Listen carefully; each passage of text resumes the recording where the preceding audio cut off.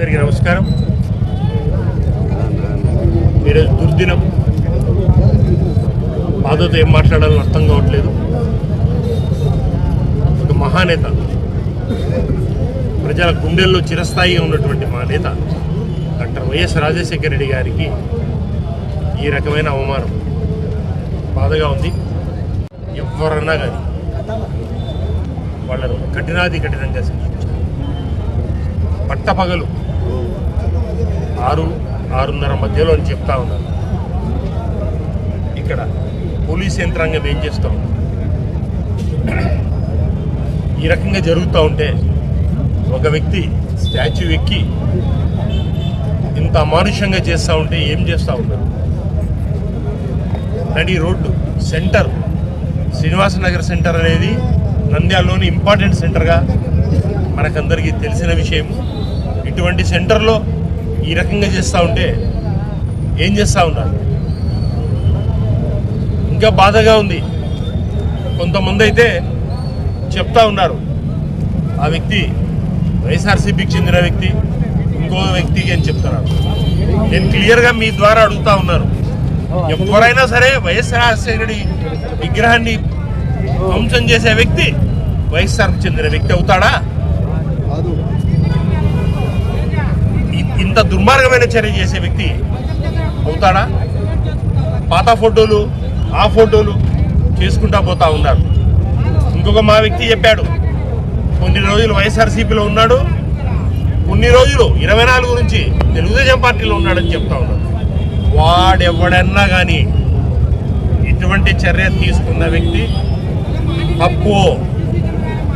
మేము క్లియర్గా చెప్తా ఉన్నాం, ఏ ఒక్క మహానాయకునికి కూడా ఇటువంటి అవమానం జరగకూడదు. ఎవరైనా సరే నేను చెప్పకూడదు, ఏ నాయకుని సంస్కృతి అది కాదు. ప్రతి వ్యక్తికి విలువ ఇచ్చే సంస్కృతి మాకు, మా జగనన్న, మా వైఎస్ఆర్ రాజశేఖర రెడ్డి మాకు నేర్పిన సంస్కృతి. మేము ఎవరికైనా విలువిస్తాము. ఈ రకంగా చేయడం ఎంతో దుర్మార్గంగా. మళ్ళీ కొంతమంది చెప్తున్నారు అతని మైండ్ బాగలేదు అని. అసలు ఏం చేస్తూ ఉన్నారు మీరు? స్టాచ్యూ భిన్నం చేస్తూ ఉంటే మీరేం చేస్తూ ఉన్నారు? మరి ఆపలేకపోయినారా?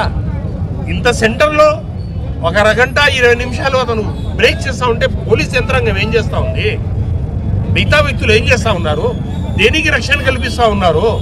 నేను మీ ద్వారా డైరెక్ట్ ప్రభుత్వాన్ని అడుగుతా ఉన్నాను, ఈ కూటమి ప్రభుత్వాన్ని అడుగుతా ఉన్నాను, మీరేం చేస్తూ ఉన్నారు? ప్రజల ప్రాణ రక్షణలకు ఎటువంటి విలువ లేకుండా పోతా ఉంది. స్టాచ్యూస్ కూడా లేకుండా పోతా ఉందా? మాట్లాడితే కేసులు పెట్టడం తప్ప మీరేమి చేత కాదా? మీకు రక్షించడం అనేది మర్చిపోయినారా మీరు? మేము దీన్ని తీవ్రంగా ఖండిస్తూ ఉన్నాం. చాలా బాధగా ఉంది మాకు. ఈ స్టాచ్యూ ఇమ్మీడియట్గా నిర్మిస్తామనడం అది ఇష్యూ కానే కాదు. ఎవరైనా, మా కార్యకర్త ఎవరైనా ఈ స్టాచ్యూ నిర్మించడానికి రెడీగా ఉంటాడు. అది కాదు బాధ. దానికి జరిగిన అవమానం, దానికి జరిగిన ఇది ఏ ఒక్క స్టాచ్యూకి కానీ ఈ రకంగా అవమానం చేయడము వైఎస్ఆర్సీపీ పార్టీ సపోర్ట్ చేయదు, దాన్ని ఖండిస్తుంది. మా నాయకుడు కదా, మన నాయకుడు, ఆంధ్ర రాష్ట్ర ప్రజల్లో గుండెల్లో ఉండే నాయకుడు వైఎస్ రాజశేఖర రెడ్డి, ఆయనకి ఈ రకంగా చేయడం అంటే మేము తీవ్రంగా ఖండిస్తూ ఉన్నాము. ఈ ప్రభుత్వంలోనే ఇటువంటి చర్యలు జరుగుతాయి తప్ప వేరే ఏ ప్రభుత్వంలో కూడా ఇటువంటి చర్యలు జరగవని చెప్పేసి మీ ద్వారా తెలుపుతా ఉన్నాను. దీని మీద వాళ్ళు ఎవరైనా సరే, వాళ్ళు వెనక ఎంతమంది ఉన్నారా, చేసినారా? కొంతమంది చెప్తా ఉన్నారు బారులో ఏదో పందెం చేసుకున్నాడు, తాగినాడు, వచ్చి ఏమన్నా కానీ ఏ చర్యలైనా సరే వాడిని కఠినంగా శిక్షించాలి, దానికి న్యాయం జరగాలి. అంతవరకు మేము అన్ని రకాలుగా పోరాడతాము. ఇప్పుడే చెప్తా ఉన్నాను, ఇప్పుడే 1 టౌన్ పోలీస్ స్టేషన్ ఏరియాలో ఉంది ఇది. అడిగిపోయి కంప్లైంట్ ఇవ్వడం కూడా జరుగుతుంది. దీని తర్వాత కార్యాచరణ అయితే తీవ్రంగా ఉంటుందని చెప్పేసి మీ ద్వారా తెలుపుకుంటూ సెలవు తీసుకుంటాం.